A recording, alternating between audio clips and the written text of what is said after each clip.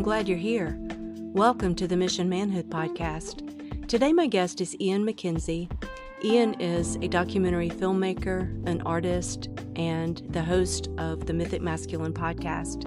I'm excited about this episode because I think it exemplifies the different ways of knowing in the magician energy, and sometimes that's really hard to grasp or hard to explain.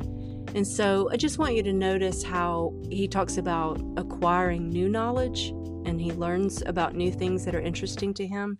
He also really seeks to get in touch with his inner knowing, and he spreads knowledge. He uses his secret knowledge to help people understand concepts or situations that might be difficult for them. So I hope you enjoy the episode, and I thank you so much for joining.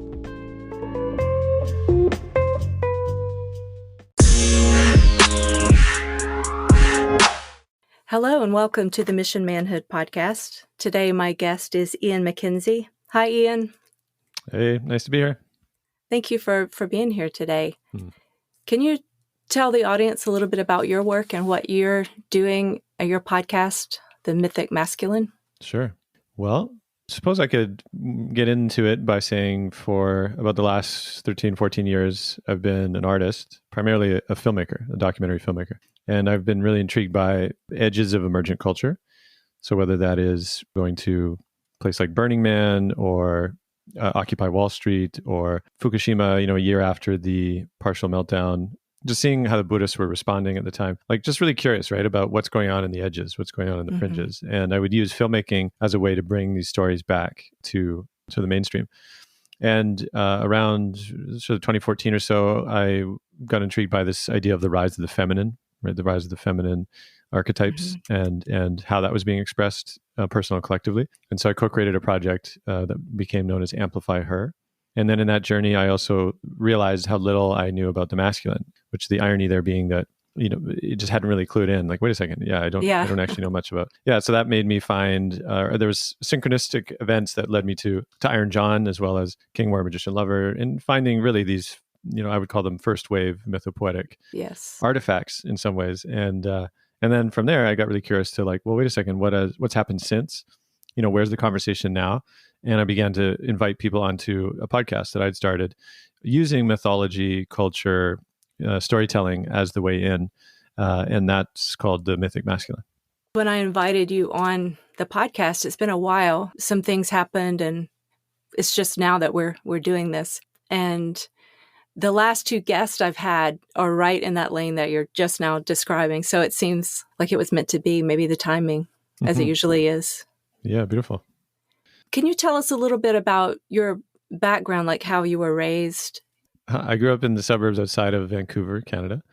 I would say a kind of middle class, existence. And I mean, in some ways it was very stable, which I'm certainly grateful for. And at the same time, I would say there's sort of what I've come to now understand is a bit more of a cultural absence, right? An absence of real deep culture, as so much of the modern world has lost. And so I think it was that longing certainly to be like, well, what else is out there, right? And I think, of course, a lot of youth have this willingness to seek right beyond. And sort of late teens, early 20s, I stumbled into Buddhism, and I thought, like, wow, I found it. Here it is. Why doesn't everybody just meditate and wake up? And then at the same time, I was like, oh, actually, wait, there's systems of power and momentum, that started long before us and are presently still, we're in their wake. And so I was like, okay, so activism came online for me.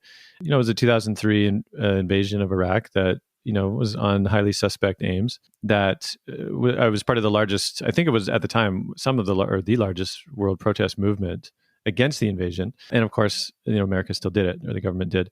From then, that kind of like, I guess, awoke in me a kind of, well, wait a second, how do we really engage with these times in a meaningful way? And I also discovered filmmaking around that time. And that's why I was like, oh, interesting. So filmmaking for me I sort of recognized it as the capacity to shift consciousness in a sort of quick period of time with effective, music and sound and ideas. And so that's why I was like, oh, okay, so if we need to really shift a kind of collective story or a collective mythology around what's going on and why and where we derive meaning from, then I was like, okay, filmmaking seems to be the most effective way to do that. Yeah, that became a sort of journey into that medium alongside certainly, my own interests, in alternative culture, like I said, and activist spaces. Along the way, I was married at a sort of middle 20s, which I guess in this generation is kind of young. Pretty young. Yeah. My partner at the time was a few years older, and so maybe balanced out a bit.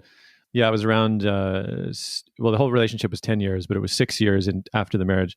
The marriage ended actually for different reasons. And, in Iron John, he talks about the road of ashes, which is when, the best intent of your youth sort of crumbles or burns, in your fingertips, and you're just left with the ashes. And that's how it felt. And oftentimes that tends to happen around early 30s. And that's what it did for me.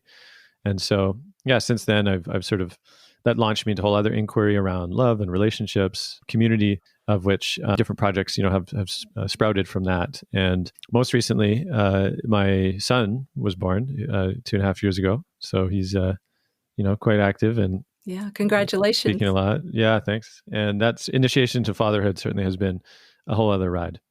Yeah. Yeah, that's a whole nother spiritual journey when you have a little child and they're completely dependent on you, and it shows you a lot about yourself, I'm sure. Yeah, absolutely.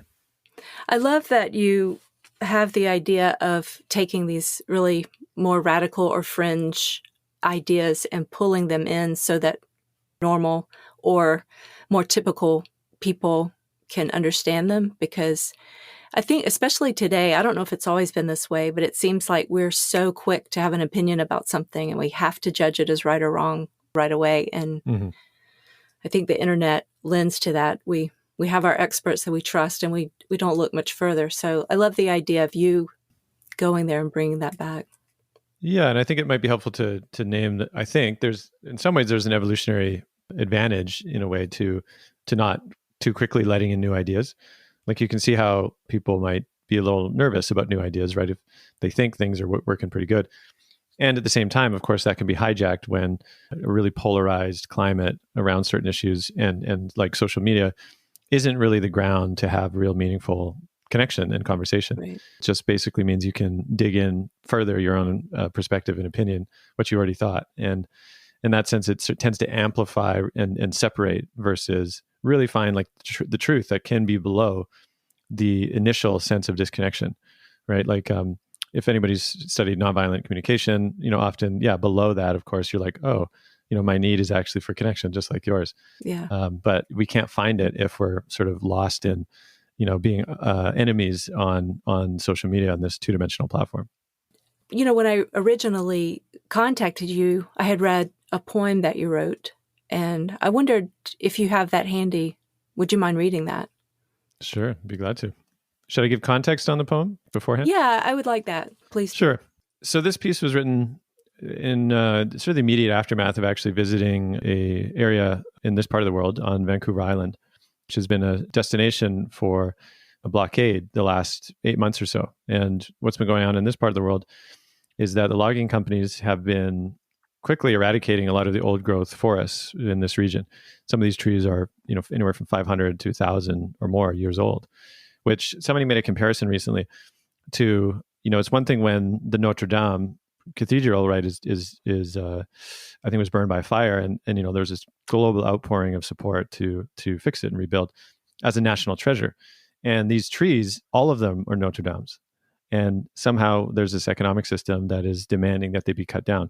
And there's something like 2.5% left in this region from what there were. Clearly, we're down to the last stand, really. And so what happened was when there was word got out last summer that the logging company was building into these sensitive areas, call them protesters, I call them forest protectors. They came and essentially blockaded and said, no further, like we need to talk about this, really. It's not, we can't do this. These are ancient mothers. And so that created a blockade that the logging company couldn't go in. Governments, saying, well, we said we would save these trees, but actually it's not really, it's out of our hands. So it's really created a sticky situation, really. And it kind of blew up more recently when an injunction was granted to the logging company, which means the police are therefore open to arresting the forest protectors. So that's actually happening right now. the RCMP have now showed up, and after a month or two from the injunction, as we speak, they're probably pulling protectors out of one certain area, Cayucos, and there's about actually 5 or 6 blockades now that they've set up to stop the logging. So it's quite a standoff. And so when I was there about a month ago, just over a month ago, I interviewed one of the main protectors named Yogi Shambhu for my podcast. And something about being there in this, really beautiful, beloved community is really what I'd call it. They kind of inspired a response. And to me, this is what the poem was. It was sort of a mythic response and an invitation for those still on the sideline or still wondering, what's going on or why should I get involved? Okay. And so I'll read it now. What will it take for you to awaken? What will it take for you to recognize the great nothing will continue to devour all things that generate and sustain life? What will it take for you not to turn away, seduced by the facade that it could possibly get better without your unique and specific contribution? What will it take for you to understand we are only moments to midnight, yet we still might have a shot to remember why we were born now? What will it take for you to recognize this may be the only invitation you will get? That causes so much emotion for me. And it hit me so hard the first time I read it. And it just captures something that I feel inside. And you mentioned those trees as the great mother. And I feel like it just goes together. I mean, that's just a micro example of us continuing to fight against each other. And no matter how successful we are, like the old proverb says, what does it profit a man to gain the world and lose his soul? And so just to do away with those treasures, and I wouldn't have even understood it. Like your voice here, I understand what you're saying, but it's a beautiful example of your work because I went and watched a little video of those beautiful trees and the children with the trees, and you can't even imagine until you've seen it. Why would we allow that? Who would say yes to that? Yeah, thank you for being touched. I think it's oft quoted perhaps in trauma healing as well, that you have to feel it to heal it, something like that, right? And I think that's so much of what is necessary to really bring people awake to what's really going on, right? And a lot of people in stuck in kind of the modern paradigm have a sense of disconnection or isolation or low-level anxiety or ennui, just meaninglessness. And there's this wondering, like, they trying to solve it at the level of one's own personal story or one's own personal life. But I think in many ways, those are like symptoms. Those are actually symptoms of a loss of a real sense of connection and purpose to what matters, which in this case is our very mother, the being that sustains us.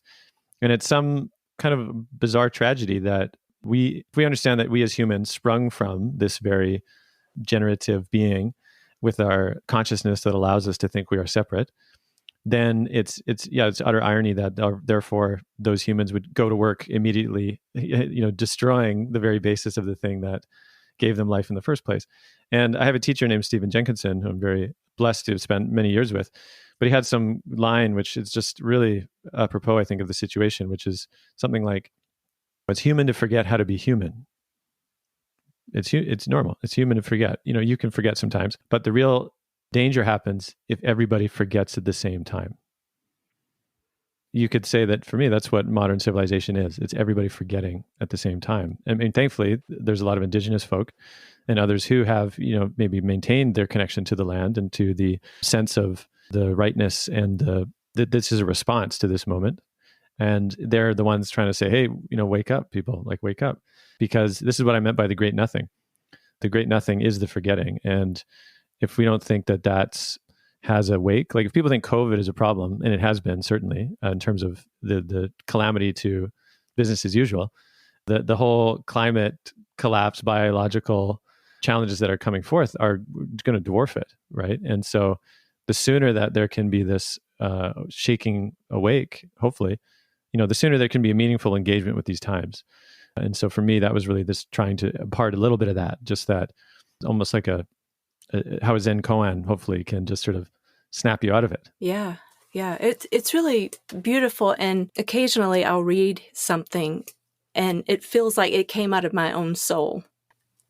The way I try to see things or learn things is in patterns. When I say that's kind of a small example of what's happening in a larger scale, I feel like as a representative of the Great Mother or the feminine, that if we continue to move forward in the men's movement without that connection, it's not going to work again. It's just repeating the same patterns.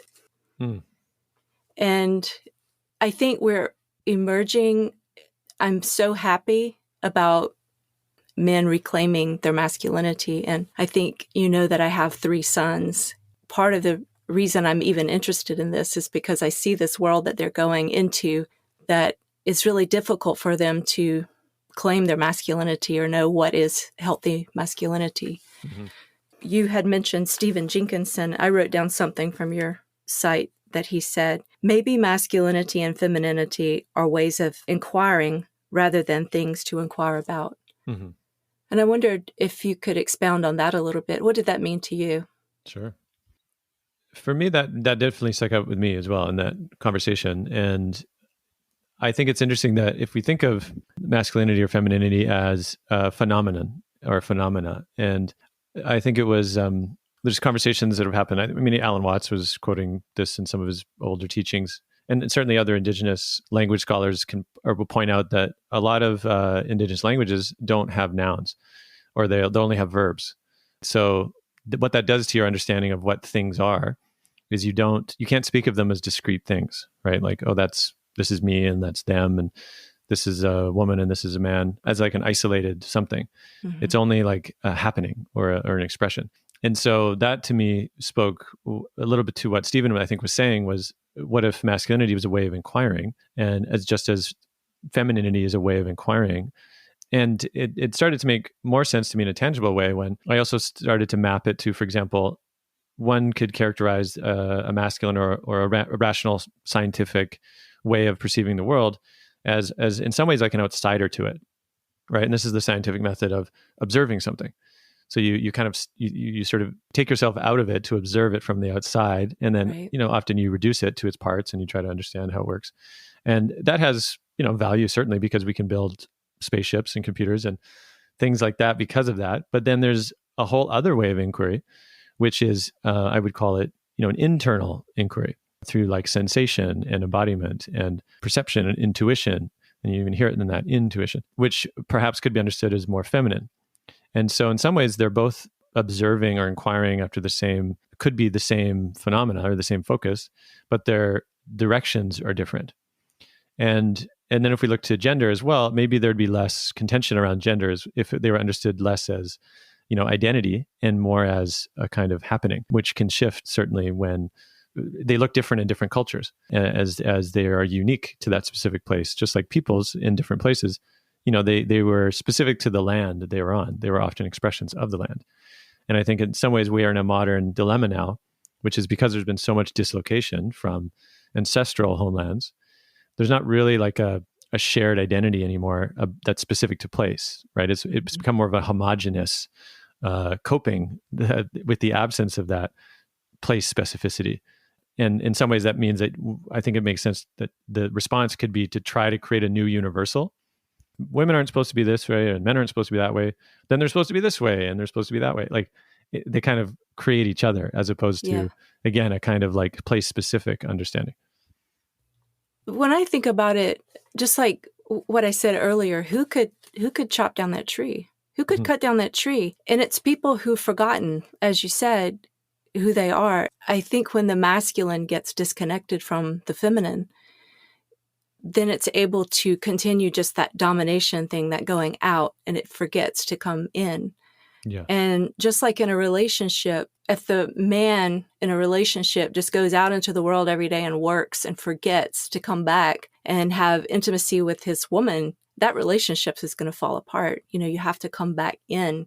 But I think it's harder for traditional men to see that that very same thing happens within your own heart. Mm-hmm. Without that meditative practice, or without that, it's sort of a voluntary scrutiny, basically. When you go to that meditative place and you're allowed to let your consciousness show you things and tell you things and check you, because your ego is very valuable and useful, but it sometimes gets you too far out. Yeah. Something that Steve had said one time as well. And he just made it offhand comment, and he's brilliant at doing this thing in like moments where you don't expect to be floored by something. But he said one time, slowing down is the thing you're looking for. And I was like, what? And I mean, I think there's a few of us around, because we were talking a little bit about the momentum of the current culture, particularly youngers who are, again, pasted on their phones. And there's this speed, right? The speed of everything, which means you never really land anymore. And he said, it's almost like sharks. You have to keep moving or you'll die, is the fear. I think that's the case too when an economic system has the same qualities. And so there's this sort of momentum that's telling you more, build, grow. But underneath that is this deep anxiety, right? Of like, what happens if I stop? And the irony, though, of course, is that that is the thing that is actually longed for. I think the place of rest, but for men, and specifically often who are, sort of conditioned out of this. And I know that's place in me. There's this sense of, well, if I only achieve a little bit more, if I only earn a little bit more money, or then I'll get to rest. Mm-hmm. And that never happens. No. Because there's always the next thing. There's always and so, I interviewed a fellow, he's an embodiment teacher, Philip Shepard, but he has a great riff on this where he just says, it's a bit like the mind is sort of governing the body from up in the tower, and mm-hmm. sort of thinking that, that's the right arrangement. And he's like, well, actually, homeness, or the quality of being at home, is within the body. And so again, going to this masculine, feminine, or sort of outside, inside way of inquiring, that the coming home to the body is the deep longing, actually, I would say, where the intellect then gets to, put down its constant doing as well. Mm-hmm. Yeah. I can't do it every day, but the days that I can get my mind to yield, I ask it to yield every day. I can't always get it to yield. But when it does, it's almost like having a dream, but I'm awake. Mm-hmm. But it's like something else takes over. And I think that's that inner knowing is able to come forth when I ask my mind to yield. And some people, like you said, are putting their mind as maybe the highest thing. I appreciate that word, yield, as well. I like that word. Yeah. I picture the old story about, was it Moses and the Red Sea? Because my mind feels like a superhighway, just this raging river. And so if you can just get it to stop for a minute, and you have that little bit of an opening before it just starts flooding back again. One thing that you said about the shark, if we stop, we'll die. To your point, the younger generations, even me, you feel that way because you're going to get behind. You're not going to know the latest. I tell my kids often, you don't know what it means to wonder. Because even now, if you say, I wonder what that guy's name was, somebody's on their phone figuring it out, and they tell you. Uh-huh. Yeah. And used to, when we would ride the bus or wait in line at the grocery store, we would wonder and really daydream. And that was kind of a natural connection. And that's where maybe some of our thoughts would get turned into daydreams. And we never allow ourselves to have that time anymore. Yeah. Yeah, that's beautifully said. I mean, I would say, there's no waiting anymore. Yeah. There's only filling. And it's gotten, certainly worse. And I'm totally bad at it, sitting in the grocery line and being like, oh, I can check my phone one more time. Yeah. But I realized that, it kind of keeps you running on a low level alert, all the time. And certainly that can't be great for your nervous system, and a sense of, slowing down enough to kind of meet the pace of life, the way that life actually moves, not society. Yeah. And I see, that gap is really what's also perpetuating the cutting down of the trees, right? And the other ways in which we're toxifying the biosphere because we're just moving too fast. Yeah. I love that you studied the feminine before you even got into the masculine. And it's occurring to me that you probably know more about that than I do. One thing that I think is that love will save the world, but love is allowed when men allow it. And what I mean by that is you have to be willing to see the value in that inner. I think a lot of men are, I don't mean this as an insult, but the left brain or the masculine gets very self-congratulatory as it's going outward and building and getting bigger. And if you're just consulting with those type of people and never allowing yourself to get checked by your spirit or your consciousness or your actual female companion, being open to that feminine keeps things in harmony and balance. Because if we look back in history, think of all the decisions that might have been different if we had exalted the feminine and said, what's your opinion or what's your perspective on this? And let's work together. I'm really hopeful that as the men's movement is rising, that also an appreciation for the femininity is also on the rise. And I really sense that in you. Yeah, thank you for that. I appreciate that. I mean, I will say I'm certainly still a work in progress with a lot of those similar aren't we patterns. all? Yeah, and I can just say, yeah, one of the things I've recognized too is that if a man doesn't have access to, like we could just call it the feminine source, like the inner feminine source, then they're programmed to look elsewhere, to look outside for it. And that often then takes the place of consuming behavior with the feminine or with women. And seen cross, or like a wider cultural phenomenon, of course, is Me Too as the sort of large scale example of that, where the culture, the masculine and the culture itself failed to cultivate enough of that access to the inner feminine, and therefore looks elsewhere for it. And women become the source of that, right? Almost like a precious resource itself. And so I'll say that to me reframed, although a lot of what I initially understood to be in the first wave men's movement, where they're like, you have to, access your feminine and access your inner feminine. And I thought initially too, that was more emotional, right? And a sense of emotional capacity and sensitivity. And that's all true. And then the kind of challenge that came about though, then was men sort of laid down their warriorship and their, kind of fierceness, which is what often Bly refers to when he talks about the wild man as sort of this primal masculine energy. And so in some sense, I think, we're coming back now into this recognition that there is a need to obviously find balance in the relationship between them. And then for me as well, to recognize this need to cultivate access to the inner source, because then there isn't an external looking for it outside. And it's possible those that are female identified as well have a concurrent journey with the masculine, perhaps looking to the masculine for men outside of themselves for a sense of safety or shelter, or like a paternal dynamic, which can be the case, certainly. I mean, doing a lot of attachment, inquiry, both in myself and more broadly. I mean, it's fascinating how much of the parental constellations show up in relationship. And a lot of the case where women end up being the unconscious mother to the partner, or the vice versa, the unconscious father to the partner. And it takes a lot of work to excavate those patterns. And I should say too, it's not that those things shouldn't exist. This is the other thing I've found. It's that they become conscious.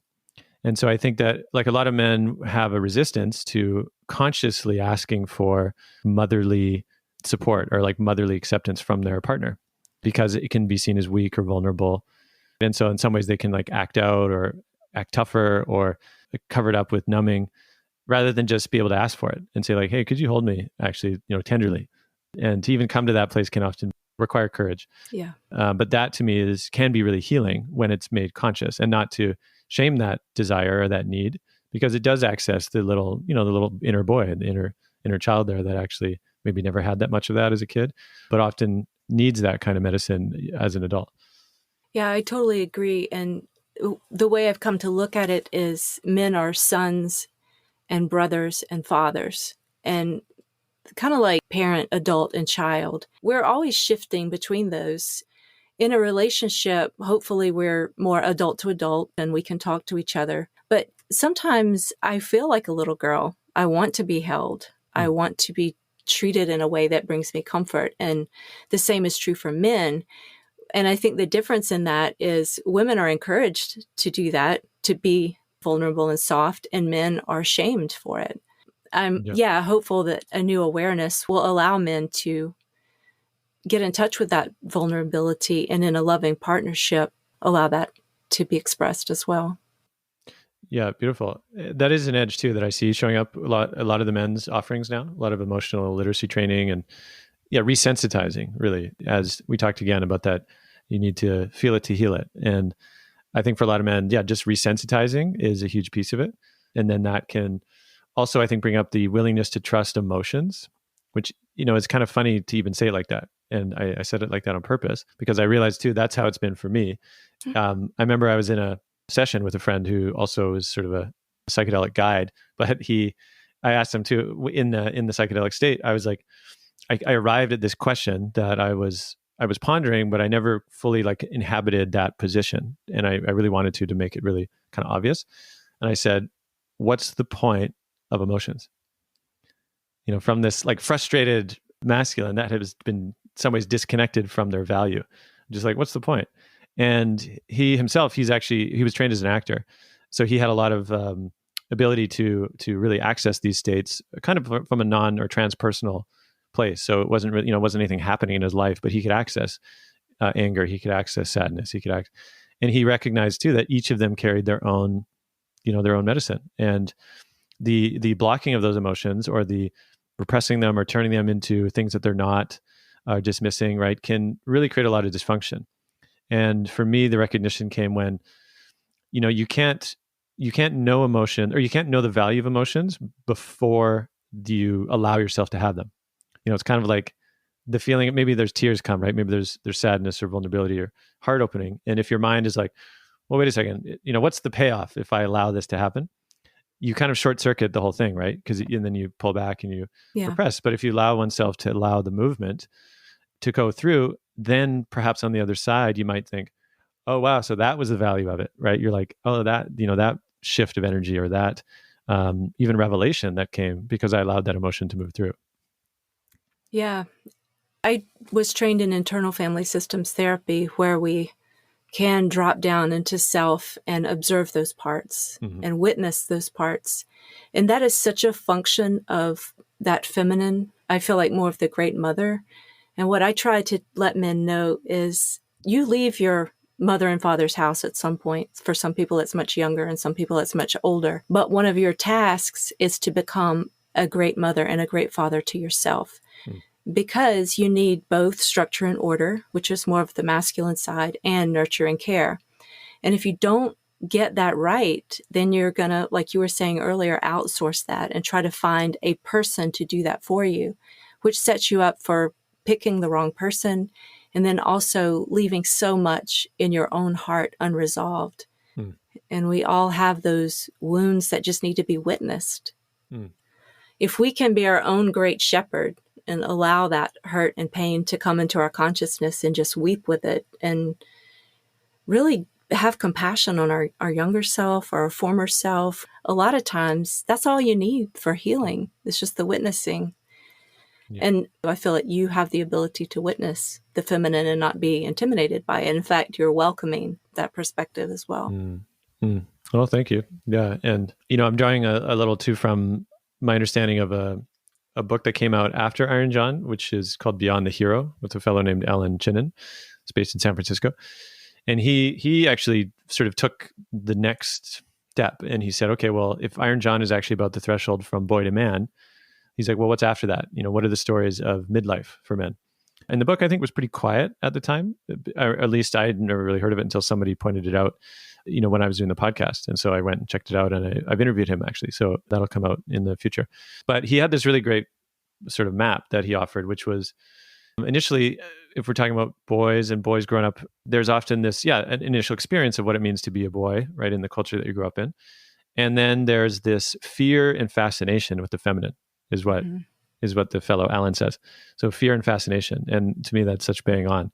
It's this desire to be like, what is this mysterious creature? And right. And at the same time, like, whoa, what is this creature? The cliches, of course, are overly emotional or just too chaotic, all these things that often women get shamed for, that there's a need to actually explore that, both, externally, of course, but also within themselves, that men have this kind of need to integrate and to explore, like we said, resensitize, tap into intuition, to the emotional realm, and to embodiment, I think, in general. And then he says after that, there's this third stage, which he calls accessing the deep masculine. To me, like that's the kind of next area where I think a lot of, if men have done that initial work, and I say, I think I've certainly spent a few years there now. And then there's this curiosity and this interest, of course, in the deep masculine. And then he has a whole archetypal map of, what lies in there. And yeah, I was thinking about this the other day, that the last podcast I did was Philip Folsom just did a real overview of the hero's journey. And really the hero's journey is all about you're deciding to suffer. When a man does decide to take a bride or a queen and then start having kids, that's some of the hardest times that you have in your life. And so you're deciding to continue the species, and you're deciding to, basically take one for the team. I'm deciding to suffer, and I'm willing to sacrifice in order to have a meaningful life. Then on the other side of that, you emerge with all that delicious wisdom that you learned along the way, and hopefully all the barnacles are knocked off of your relationship. And I think you can kind of rest, and you become like that tree of wisdom that people come to receive from. Well, yeah, that's beautiful. I mean, and pretty accurate, I think, from the first 2 years of raising a toddler, a child now. Yeah, of how intense it is. And certainly in a culture where there's not as much village intelligence or village support, which would have made it, a lot more conducive to, all the ways in which a child needs to be met and parents need support. But I think you're right. There is this willingness to step into that crucible or that initiation when I talk to other friends too, they're still bachelors or non-parents, and they hope to be at some point. There's this sense of like, okay, you can't be ready, but if you're going to do it, it's like you just go for it. Yeah. And be prepared to be not prepared of how intense and taxing and all the rest it's going to be. But like you said, there's something trustworthy possibly by going through that on the other side, because I find that your ideas about what's possible or not, or what's valuable or not change. And I think this is also the wisdom of orienting to what does serve children, what does serve the lives of the children. Because if a culture doesn't do that, you're just doomed to continually perpetuate generations of traumatized adults. Yeah. Right. And I think that's really what a lot of modernity is. It's generations of traumatized adults that don't know how to parent untraumatized children. And so the cycles just continue. Although thankfully, yeah, there is a real cusp, I think, happening around trauma. People like Gabor Mate and others that have really brought this to the forefront. And it does feel like, I think he used the phrase recently, something like, we're on the cusp of being a trauma-informed society. And that to me is really promising because it does reorient about, what's valuable? How do we raise kids to be the least traumatized as possible? And what is the value to society? It's immeasurable in terms of all the ways in which society has to make up for, crime and health and all these dysfunction that they end up paying for anyway if they don't deal with it at childhood.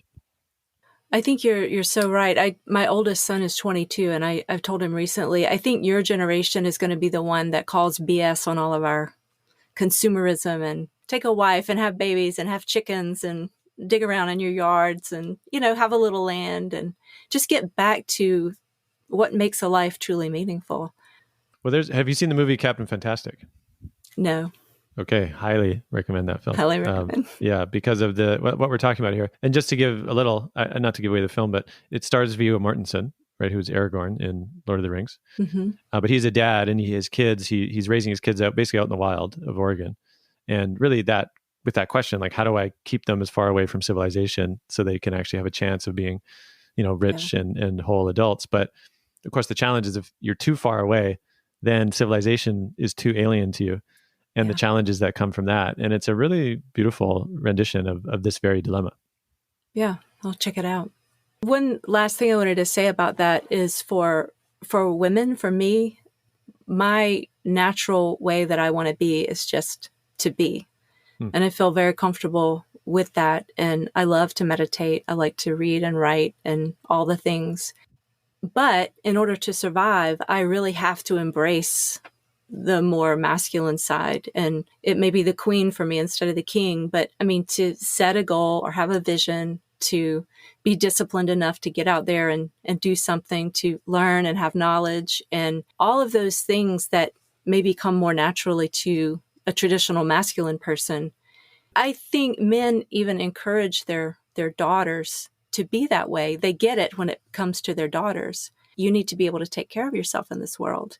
But when it comes to their boys, I think men are kind of traditionally less open to having them embrace the feminine, which is not about getting a pedicure every 3 months, which some guys think if I do feminine things, that'll get me in touch with my feminine side. Like you were saying earlier, that going within and contrasting that outer knowing or acquiring knowledge with that inner knowing, which is just almost like you're drawing from a well. It's always been there.